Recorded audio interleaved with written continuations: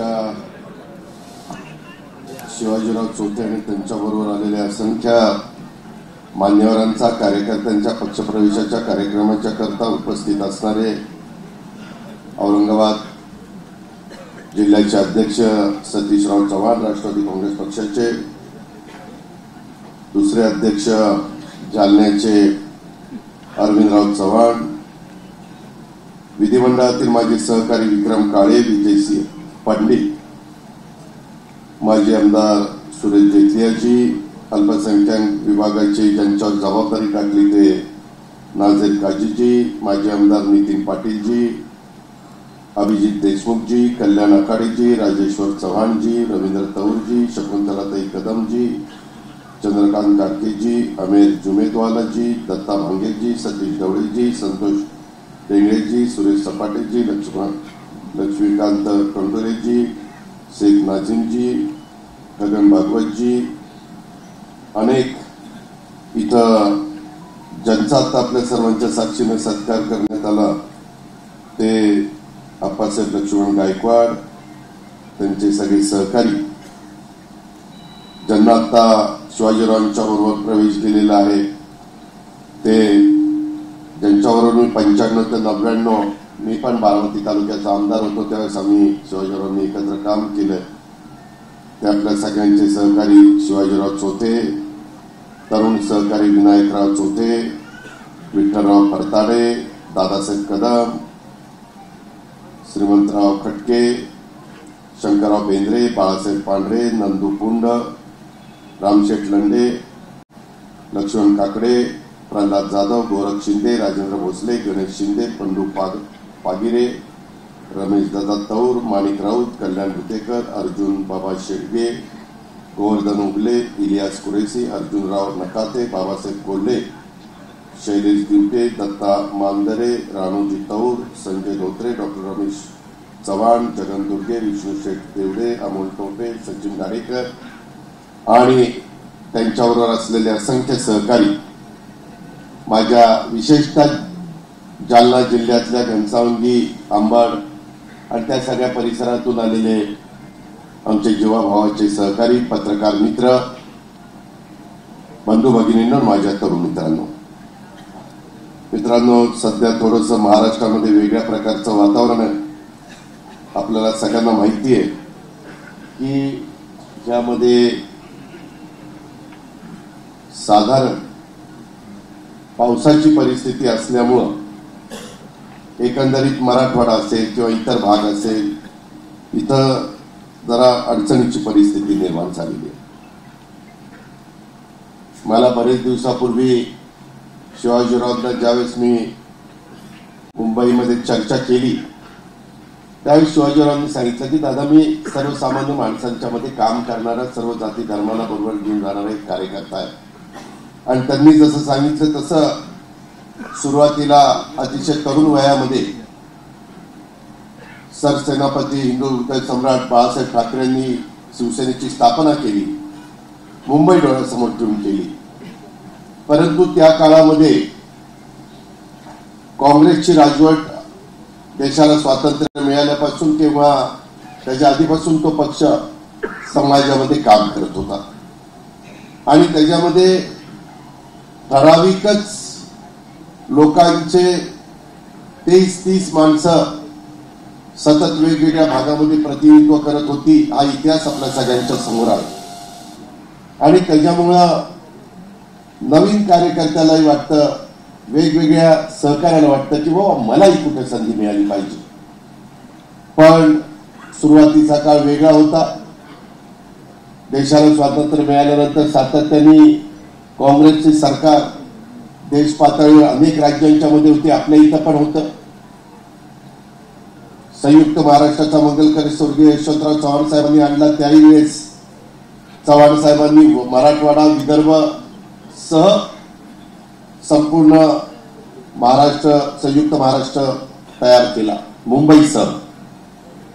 उद्याच मराठवाडा मुक्ती संग्राम, त्याच्यामध्ये उद्याचा महत्वाचा दिवस आहे आणि त्याचा झेंडावंदन करण्याचं काम त्यावेळेस काम करणाऱ्या मान्यवरांना मानवंदना देण्याचं काम राज्याच्या मुख्यमंत्र्यांच्या सहित आम्ही सगळेजण त्या 8 जिल्ह्यामध्ये जाऊन करत असतो. मी देखील आपली सभा झाल्यानंतर बीडला चाललेलो. उद्या रात्री मुख्यमंत्री इथले झेंडावंदन करण्याच्या करता येतात. तुमच्या तिथं पालकमंत्री पंकजाताई मुंडे ह्या जाणार आहेत.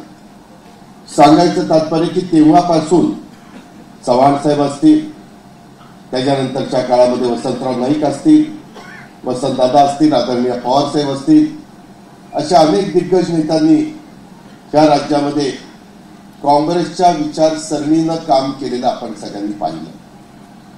पण कुठंतरी ग्रामीण भागामध्ये अस्वस्थता होती आणि त्याच्यातून मराठी माणसांच्या करता मुंबई डोळ्यासमोर ठेवून तिथं मराठी माणसावर जरा अन्याय होत होता म्हणून शिवसेना स्थापन करण्यात आली आणि मग ती हळूहळू महाराष्ट्रात वेगवेगळ्या भागामध्ये पसरली.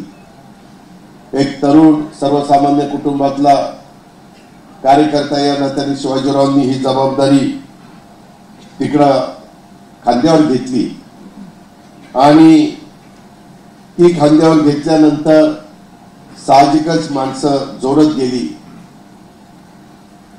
हिंदुहृदय सम्राट बाळासाहेब ठाकरेंची भाषणं व्हायची, त्यावेळेस लोकांना स्फूर्ती मिळायची, ईर्ष्या निर्माण व्हायची आणि त्याच्यातून 95च्या निवडणुकीमध्ये ह्या राज्यामध्ये शिवसेनेचं सरकार आलं, मनोहर जोशी मुख्यमंत्री झाले आणि त्याच वेळेस तुमच्या मतदारसंघातनं शिवाजीराव चोथ्यांच्या सारखा एक सर्वसामान्य कुटुंबातल्या कार्यकर्त्याला तुम्ही सगळ्यांनी प्रेमाने निवडून दिलं.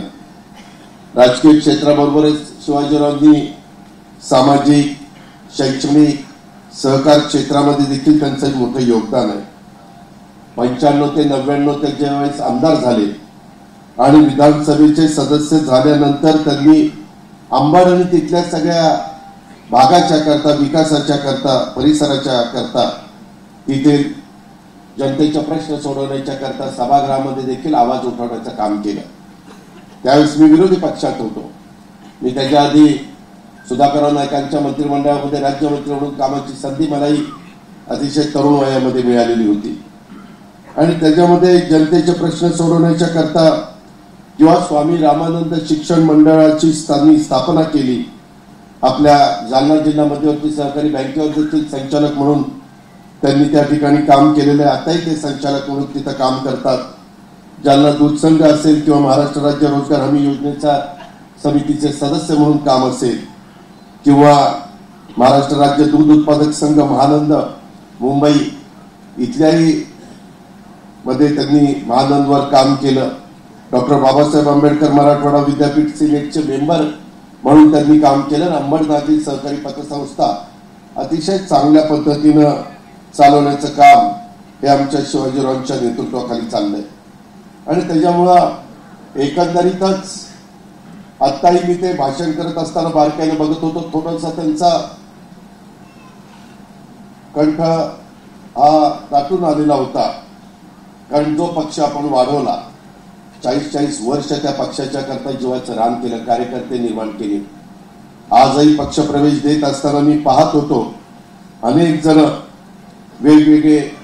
वेगवेगळ्या विभाग प्रमुख आहेत, जिल्हा परिषदेचे सदस्य म्हणून काम केलेलं आहे, काहींनी किसान सेना त्याचं काम प्रमुख म्हणून केलेलं आहे, मेडिकल असोसिएशन मध्ये काहींनी काम केलेली आहे, त्याच्यामध्ये पंचायत समिती असेल, वेगवेगळ्या गावचे सरपंच असतील, मार्केट कमिटी असतील, सहकारातल्या संस्था असतील, असे अनेक संस्थांच्यावर काम करणारे कार्यकर्ते त्यांना आता आपण पक्षप्रवेश दिला. मित्रांनो, मी नेहमी सांगतो की राष्ट्रवादी काँग्रेस पक्ष देखील स्वर्गीय यशवंतराव चव्हाण साहेबांच्या विचारांनी आणि शिवशाहू फुले आंबेडकरांच्या विचारधारेवर पुढे जाणारा पक्ष. शेवटी तुम्हाला समाजामध्ये काम करायचं असेल तर सर्व जाती धर्माला, त्याच्यामध्ये जातीचा, पंथाचा वेगवेगळा मतभेद करून चालत नाही. शेवटी आपण सगळे माणूस आहे, माणुसकी महत्वाची. आता ह्याच्यातले अनेक जण शेतकरी, अनेक जण काळ्यांची इमानी सेवा करायचा प्रयत्न करतात. आम्ही देखील महायुतीच्या सरकारच्या माध्यमातून जेवढं काही शेतकऱ्याला न्याय देता येईल तो न्याय देण्याचा प्रयत्न आम्ही त्या बाबतीमध्ये करतोय. परंतु कधीतरी निसर्गाने अवकृपा दाखवल्यानंतर तुमच्या माझ्यावर जे संकट येतं, कधी दुष्काळ पडतो, कधी पाऊस जास्त होतो, कधी आपलं जायकवाडी देखील भरत नाही. आता जायकवाडी दोनदा भरला असतं एवढं पाणी तिथं वाहून चाललेलं आहे. गोदाकाठ आपल्या जिल्ह्यातनं जातो. मग माझा छत्रपती संभाजीनगर जिल्हा असेल, परभणी जिल्हा असेल, माझा बीड जिल्हा असेल, माझा जालना जिल्हा असेल, त्या सगळ्या भागातनं ती गोदावरी वाट काढत पुढे जात असते. त्यावेळेस तिथं पाटबंधारे खात्याचा मंत्री असताना माझ्यावर बिनबुडाचे आरोप झाले.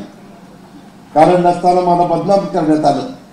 परंतु नाथसागर या धरणापासून बाबळी बॅरेज पर्यंत अनेक ठिकाणी बॅरेजेस करण्याचं काम, छोटी छोटी धरणच करण्याचं काम आपण केलं. वास्तविक आज दोन्ही तीरावर जे काही तुम्हाला ऊसाची शेती दिसते, जी तूर दिसते, जे सोयाबीन दिसतं, जे कापूस दिसतो, ज्या फळबागा दिसतात, त्याला तुमचे कष्ट आहेच, त्याबद्दल दुमत नाही. त्याच्यामध्ये आपला जायकवाडी धरणाच्या देखील पाण्याचा महत्वाचा हिस्सा त्याच्यामध्ये आहे. पण तरी देखील ही कामं ज्या त्या वेळेस त्यावेळेस विलासराव देशमुख राज्याचे मुख्यमंत्री होते आणि मी त्यांना सांगितलेलं होतं की मुख्यमंत्री महोदय, आपल्याला हे काम केल्याशिवाय गत्यंतर नाही. आपण त्याच्यानंतर गोदावरीच नाही, नंतर सिंफणाला बॅरेजेस केले, तापीला बॅरेजेस केले, माजरा नदीवर बॅरेजेस केले आणि त्याच्यातून इथली तर साधू संतांची भूमी, इथली जमीन अतिशय सुपीक, इथं पेरल्यानंतर पाऊस काळ चांगला झाल्यानंतर भरभरून त्या ठिकाणी धान्य उगवतं येतं. अशा पद्धतीनं इथला सगळा परिसर आणि त्याच्यामध्ये हे पाणी देण्याचं काम आपण केलं. अजूनही काही समस्या आहेत, नाही असं नाही. आज देखील हा सगळा विषय इथं आमच्या शिवाजीरावांचा पक्ष प्रवेश करत असताना आपल्या सगळ्यांच्या समोर एक महत्वाचं संकट आहे आणि ते म्हणजे जो गेल्या काही दिवसामध्ये राज्यातल्या वेगवेगळ्या भागात, विशेषतः माझ्या मराठवाड्यातला जालना असेल, बीड असेल, नांदेड असेल, या भागामध्ये मुसळधार पाऊस झाला आणि अनेक गावांच्या मध्ये इव्हन छत्रपती संभाजीनगर, आज पैठणचे पण लोक मला एअरपोर्टला भेटले. तिथं पण ती कॉलनी आहे, तिथं अजून पण पाणी होतं. अशा प्रकारची परिस्थिती आहे आणि अतिशय पाऊस पडल्यामुळे अनेक गावांच्या मध्ये माझ्या बळीराजाचं, माझ्या कष्टकऱ्यांचं, माझ्या शेतकऱ्यांच्या पिकांचं अतोनात नुकसान झालेलं आहे. आणि अशा संकटाच्या काळामध्ये महायुतीचं सरकार शेतकऱ्यांच्या पाठीशी भक्कमपणे उभं आहे. त्याच्यामध्ये अडचणीत असलेल्या माझ्या शेतकऱ्याला पुन्हा उभारी देण्याच्यासाठी आजच 12 वाजता कॅबिनेट झाली. त्याच्यामध्ये आम्ही निर्णय घेतलाय. सगळ्या जिल्हाधिकाऱ्यांना पंचनामे करायला सांगितलेलं आहे. त्यामध्ये कुठं कुठं जीवितहानी झालेली आहे. काही ठिकाणी बकऱ्या असतील, त्याच्यामध्ये मेंढ्या असतील, कोंबड्या असतील, गाई असतील, आपले बैल असतील, जनावर असतील, ही देखील त्याच्यामध्ये वाहून गेली. काही ठिकाणी मनुष्यहानी पण झालेली आहे. आणि अशा पद्धतीनं काल तर मला सुरेश धसांचा फोन आल्यानंतर हेलिकॉप्टर त्या भागामध्ये पाठवावं लागलं. कारण चारी बाजूनी त्या गावांना पाण्याचा वेढा बसलेला होता. लोक भयभीत झालेली होती. कधी त्या भागामध्ये असा पाऊस बघितला नाही 50-100 वर्षामध्ये, असं तिथली जुनी लोक सांगतात. मी आता इथं गेल्यानंतर रात्री त्याच्याबद्दलची एक आढावा बैठक पण लावलेली आहे. अशा पद्धतीनं या सगळ्या गोष्टी घडतायत आणि या अडचणीतनं माझ्या शेतकऱ्याला पुन्हा कशी उभारी देता येईल याकरता आजच आम्ही निर्णय घेतलेले आणि त्याच्यामध्ये प्रत्येक पालकमंत्र्यांना तिथं बारकाईनं लक्ष द्यायला सांगितलेलं आहे. तुम्ही पण कार्यकर्त्यांनी लक्ष ठेवा. जिथं कुठं तुम्हाला वाटेल की इथं कुठंतरी आमचा कृषी विभागाचा, महसूल विभागाचा किंवा इतर कुठल्या विभागाचा अधिकारी कमी पडतोय, इतर शेतकऱ्याला न्याय मिळण्याच्या करता तिथं कुठं अडचण निर्माण होते, त्यावेळेस ती गोष्ट जर तुम्ही माझ्या लक्षात आणून दिली तर ताबडतोब तिथं मी योग्य त्या सूचना देईल आणि नुकसान झालेल्या भागातील माझ्या कष्टकऱ्यांच्या, बळीराजाचे, शेतकऱ्यांचे पंचनामे करण्याचे आदेश आम्ही जे दिलेले, त्या निमित्तानं नुकसानग्रस्त शेतकऱ्यांना देखील शासनामार्फत मदत त्या ठिकाणी केली जाईल, अशा प्रकारचा शब्द देखील आजच्या सभेच्या निमित्तानं देतो. मी तर असं सांगितलेलं आहे, जिल्हाधिकाऱ्यांनी ताबडतोब ते प्रस्ताव आमच्याकडे मुंबईला पाठवावे. जिल्हाधिकाऱ्यांनी पाठवत असताना जी नावं शेतकऱ्यांची येतील डायरेक्ट त्यांच्या अकाउंटलाच DBT द्वारे आम्ही पैसे पाठवणार आहे आणि त्याच्यामुळे तुमच्या इथं जनावर वगैरे जे काही नुकसान झालेलं आहे त्याच्याबद्दलचे पंचनामे वगैरे ते सगळे होऊन त्याला योग्य पद्धतीचं सहकार्य करण्याचं काम हे आम्हा लोकांच्याकडनं निश्चितपणे केलं जाईल. याबद्दल आपण काळजी करू नका. अशा प्रकारची माझी आपल्याला सगळ्यांना आग्रहाची विनंती आहे. आपण आता नवीन सुरुवात करताय. आपले तसा बघितलं तर प्रश्न साधारण तेच आहेत. आम्ही देखील ज्या भागात नाही तो तिथं सहकारी संस्था शेती आता AIचा वापर केला जातो. अतिशय मर्यादित पाणी देऊन खताची बचत करून त्यामध्ये कसं उत्पन्न वाढवता येईल याकरता यंदा 500 कोटी रुपयाची तरतूद अर्थसंकल्पामध्ये आम्ही केलेली आहे. त्याला आर्टिफिशियल इंटेलिजन्स म्हणतात आणि मराठीमध्ये कृत्रिम बुद्धिमत्ता म्हणतात. त्या गोष्टीचा वापर शेतकरी बांधवांनो तुम्हाला मला करावा लागेल. आपण ती सुरुवात केलेली आहे. बऱ्याच वेगवेगळ्या कंपन्या त्याच्यामध्ये पुढे आलेल्या आहेत. तुम्हाला आश्चर्य वाटेल, आमच्या भागामध्ये आम्ही काही हजार शेतकऱ्यांच्यावर त्याच्यामध्ये प्रयोग केले म्हणजे त्यांच्या शेतावर. तर ज्याचा 70 टन एकरी ऊस निघायचा तो 100 टनाच्या पुढे गेला. ज्याचा 35-40 टन निघायचा तो 70-80 टनावर पोहोचला आणि ज्याचा 100 टन असे काढणारे पण काही शेतकरी असतात तो जवळपास 130 ते 140 टनापर्यंत पोहोचलेला आहे. पाणी जेवढं लागतं तेवढंच ते मशीन सांगतं की एवढं पाणी द्या. पाण्याची 50% बचत होते, खताची 50% बचत होते. आपल्याकडे बऱ्याचदा खत त्या पहिल्या नळीला दुसऱ्या नळीला खांदणी बांधणीला पाण्यातच पडतं आणि त्याचा उपयोग होत नाही. त्याच्यामध्ये लिक्विड खत त्या ठिकाणी दिलं जातं पण ठिबकचा वापर करावा लागतो आणि तशा पद्धतीचे प्रयोग महाराष्ट्रामध्ये गेले 2-3 वर्ष यशस्वी झाले. म्हणून यंदाच्या अर्थसंकल्पामध्ये आपण बजेटमध्ये काही तरतूद केली. माझा तर प्रयत्न हा आहे. आता कृषी मंत्रालयाची जबाबदारी आम्ही दत्तामामा भरणेंच्यावर दिलेली आहे. ते पण हाडाचा शेतकरी आहे. त्याची पण डाळिंब, त्याची द्राक्ष, त्याचं त्या ठिकाणी केळी, त्याचा ऊस एवढी जबरदस्त पिकं असतात म्हणजे तुमचा विश्वास बसणार नाही. पण त्याच्या वडिलांनी आणि त्याच्या आजोबांनी एवढ्या माळावरच्या जमिनीमध्ये उजनीचं इकडून तिकडून लांबनं पाणी आणून एवढे कष्ट केले. पूर्वी त्यांच्याकडे काही नव्हतं, जमीन होती. आता मात्र त्याच्या कुटुंबियाचा 15 ते 20 हजार टन ऊस त्या ठिकाणी कारखान्याला जातो. अशाकडं आपल्या कृषी खात्याची जबाबदारी दिलेली आहे. त्याला दत्तामामाला पण मी त्याला सगळेजण मामा नावाने ओळखतात तिथं. त्यांनाही सांगितलेलं आहे की तुला या गोष्टीची जाण आहे. आपल्या शेतकऱ्यांना आपल्याला अतिशय चांगल्या पद्धतीनं त्यांचं राहणीमान बदलून द्यायचं आहे आणि म्हणून आमच्या सगळ्यांचे प्रयत्न चाललेले आहेत. शेतीच्या पाण्याचा, पिण्याच्या पाण्याचा आम्ही आता तुम्हाला वीज माफी केलेली आहे. वीज माफी केलेली असली तरी त्यांचे पैसे आम्ही राज्य सरकारच्या तिजोरीतून भरतो.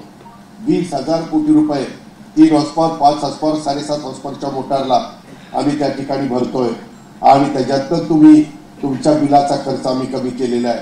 आता पंतप्रधान नरेंद्र मोदी यांनी राज्य सरकार मिळून 12,000 रुपये शेतकऱ्याला त्या ठिकाणी अकाउंटला वर्षाला देतं. इतर पण वेगवेगळ्या प्रकारच्या योजना आहेत. परंतु या योजना देत असताना माझ्या शेतकऱ्यांनी कष्टाने पिकवलेला भाजीपाला, कष्टाने पिकवलेली फळं आणि कष्टाने पिकवलेलं धान्य, आम्हाला तूर, सोयाबीन किंवा कापूस अशी कुठलीही पिकं त्याला कसा दर, कांद्याच्याही बद्दल आज बराच मंत्रिमंडळामध्ये चर्चा झाली. कांद्याने पुन्हा वांदा आणलेल्या अशा प्रकारची परिस्थिती आहे. लोक अक्षरशः वैतागून गेलेली आहे आणि चाळीला पैसे दिले कांद्याच्या तर त्याच्यात पावसाने कांदे वाहून गेलेले आपण त्या ठिकाणी बघतोय. अशा पद्धतीचं हे सगळे संकटावर मात करण्याचं काम आम्हा लोकांचं सगळ्यांचं चाललेलं आहे. परंतु या निमित्तानं शिवाजीराव आणि त्यांच्या सर्व सहकारी मित्रांनी राष्ट्रवादी काँग्रेस पक्षामध्ये येण्याचा जो निर्णय घेतला त्याबद्दल एक राष्ट्रवादी काँग्रेस पक्षाचा अध्यक्ष या नात्याने हे राष्ट्रवादी काँग्रेस परिवार यामध्ये तुम्ही आता सहभागी झालेला आहे. मी तुमचं आपल्या सर्वांचं मनापासून स्वागत करतो. तुम्हा सर्वांना एक चांगल्या पक्षाची तुम्ही निवड केलेली आहे. तुमच्या पक्षप्रवेशामुळं राष्ट्रवादी काँग्रेस पक्षाची ताकद निश्चितपणे माझ्या जालना जिल्ह्यामध्ये, माझ्या अंबड घनसावंगी परिसरामध्ये, माझ्या मराठवाड्यामध्ये वाढायला मदत झालेली आहे. मध्ये आमचे जेटली साहेब पण आलेले होते. इतर पण अनेक वेगवेगळे कार्यकर्ते आपल्या पक्षामध्ये येत आहेत आणि त्यांच्या सगळ्यांच्या पक्षाच्या प्रवेशामुळे पक्षाची ताकद वाढणार आहे. राष्ट्रवादीचा विचार आपल्याला अंबड आणि घनसावंगीच्या घराघरामध्ये पोहोचवायचा आहे. याबद्दल मी आपल्याला मनापासून धन्यवाद देतो. तुमच्या मनामध्ये अशी पण शंका असेल की बाबा आता शिवाजीराव यांनी घेतलं, उद्या आणखीन कुणीतरी आल्यावर मग आपल्या शिवाजीरावाचं कसं व्हायचं, काय काळजी करू नका. यामध्ये आपल्या हातात आहे, कुणाला तिकीट द्यायचं, कुणाला काय करायचं, आपल्याला दिल्लीला जाऊन कुणाला विचारायचं नाही. आपलं आपण ठरवणार. त्याच्यामुळं मी एवढंच तुमच्या सगळ्यांच्या साक्षीनं शिवाजीरावांना सांगतो, शिवाजीराव आगीतनं उठलो फुफुटात पडलोय अशा प्रकारची वेळ तुमच्या राष्ट्रवादी काँग्रेस पक्ष येऊ देणार नाही. तुम्ही हाडाचे कार्यकर्ते आणि माझ्या जुन्या सहकाऱ्यांना पण सांगतो, कारण मगाशी आनंदराव बोलता बोलता बोलून गेले, परंतु जुन्या नव्या सहकाऱ्यांना सोबत घेऊन भेदभाव न करता आपण सगळ्यांचा मान सन्मान ठेवण्याचा प्रयत्न आणि त्याच्यामध्ये कुठेही जातीपातीचा नात्यागोत्याचा विचार त्या ठिकाणी केला जातो अशा प्रकारची खात्री मी आपल्या सर्वांना देतो. तुमच्या सगळ्यांच्यावर पक्ष महत्वाची जबाबदारी त्या ठिकाणी देईल. उद्याच्या 19 तारखेला आपण आपल्या पक्षाचं 1 दिवसाचं शिबिर हे नागपूरला बोलवलेलं आहे. शिवाजीरावांना पण त्याचं निमंत्रण आलंय, सुरेशरावांना पण आलंय, बाकीच्या पण अनेक कार्यकर्त्यांना, आजी माजी आमदारांना सगळ्यांना पाठवलेलं आहे, सेलच्या प्रमुखांना सगळ्यांना पाठवलं आहे, काही महिला भगिनींना पाठवलेलं आहे, काही तरुण सहकाऱ्यांना पाठवलेलं आहे. किंवा उद्याच्या काळामध्ये आजच सुप्रीम कोर्टाने एक निकाल दिलेला आहे. त्यांनी सांगितलेलं होतं, आपल्याला सगळ्यांना माहिती आहे, कार्यकर्ता हा तालुका पंचायत, जिल्हा परिषद, नगरपालिका, नगरपंचायत, महानगरपालिकेतच तयार होतो. त्याच्यानंतर तो आमदार होतो. शिवाजीराव असतील, मी असेल, आम्ही डायरेक्ट आमदार झालेलो. म्हणजे तुम्हालाही 95ला तुम्ही आमदार झाले, त्याच्या आधी जिल्हा परिषद तालुका पंचायत नव्हता. मी पण जिल्हा परिषद तालुका पंचायतीला नव्हतो, मी सहकारात होतो. परंतु काहींना संधी मिळते, काही आता विलासराव देशमुख गावचे सरपंच होते, तिथून मुख्यमंत्री पदापर्यंत पोहोचले. आमच्या आर पाटील हे जिल्हा परिषदेचे सदस्य, एक बैलाची खून होती 79 साली. मी त्यावेळेस कॉलेजला होतो, परंतु लोक सांगतात समांतर काँग्रेस का काहीतरी त्याचं नाव होतं आणि त्याच्यावर ते निवडून आलेले होते. पण त्यांना 12 वर्ष मिळाली, त्यावेळेस निवडणुकाच झाल्या नाही. तसं आता 2017 नंतर 22ला निवडणुका व्हायला पाहिजे होत्या, आता त्या होत आहेत 26ला. 4 वर्ष आमचा कार्यकर्ता कुठल्याही पक्षाचा असो, आज त्याला संधी मिळाली नाही. कार्यकर्ता थोडासा नाखुश झालेला आहे. आपल्याला या निवडणुकीला मजबूतीनं पुढे जायचं. सुप्रीम कोर्टामध्ये काही जण गेलेले होते. का गेलेले होते? की ओबीसीला तिथं प्रतिनिधित्व नव्हतं, एससीला होतं, एसटीला होतं, सर्वसाधारण होतं, महिला पुरुष, आणि जो मोठा वर्ग आहे त्यांनाच प्रतिनिधित्व दिलं गेलं नव्हतं. त्याकरता उद्धव ठाकरेंचं सरकार होतं, मी पण त्या सरकारमध्ये होतो. आम्ही सुप्रीम कोर्टात गेलो की हा अन्याय आहे. शेवटी घटनेचे शिल्पकार डॉक्टर बाबासाहेब आंबेडकरांचं संविधान आपण सगळेजण त्याचा आदर करतो, त्या संविधानाप्रमाणे आपण चालतो. त्यावेळेस समाजातला कुठलाही घटक बाजूला राहता कामा नये. प्रत्येकाला वाटलं पाहिजे की हा देश, हे संविधान, हा कायदा आणि ही घटना माझाही विचार करते, असं प्रत्येक गरीबाच्या देखील मनात असलं पाहिजे, शेवटच्या माणसाच्या किंवा भगिनीच्या पण मनात आलं पाहिजे. म्हणून आम्ही कोर्टात गेलो. पण कोर्टामध्ये इतका काळ गेला, त्याच्यावर विधानसभा लोकसभेच्या निवडणुका झाल्या, त्याच्यामुळं त्या निवडणुकीमध्ये लोकांच्या अपेक्षा खूप वाढल्या. गाव पातळीवर काम करताना आमदार हा साधारण 5 लाख लोकांचं प्रतिनिधित्व करतो, पण त्याच्या हाताखाली जिल्हा परिषद असते, तालुका पंचायत असते, नगरपालिका असते, शहरात असेल तर महानगरपालिका असते, त्याचे सदस्य असतात आणि सगळे मिळून विकासाचे प्रश्न सोडवत असतात. आता या मधल्या काळामध्ये तो ताण हा सगळ्या आमदार खासदारांच्यावर आला आणि त्याची किंमत देखील मागच्या लोकसभेच्या निवडणुकीच्या निमित्तानं अनेकांना मोजावी लागली. कारण त्यावेळेस हायकोर्टाने सांगितलेलं होतं की 30 सप्टेंबर पर्यंत तुम्ही निवडणुका घ्या, 30 सप्टेंबर 2025. परंतु आपण जे काही राज्य निवडणूक आयोग केलेले त्यांना स्वायत्तता दिलेली, त्याच्यात आम्हाला हस्तक्षेप करता येत नाही. वाघमारे साहेब म्हणून त्याचे राज्य निवडणूक आयोगाचे प्रमुख आहेत आणि त्यांनी स्वतः सुप्रीम कोर्टात गेले की या सगळ्या निवडणुका अनेक जिल्हा परिषदेच्या, नगरपालिका, महानगरपालिका आणि नगरपंचायतीच्या, नगर परिषदेच्या करता आम्हाला काही काळ वाढवून द्या.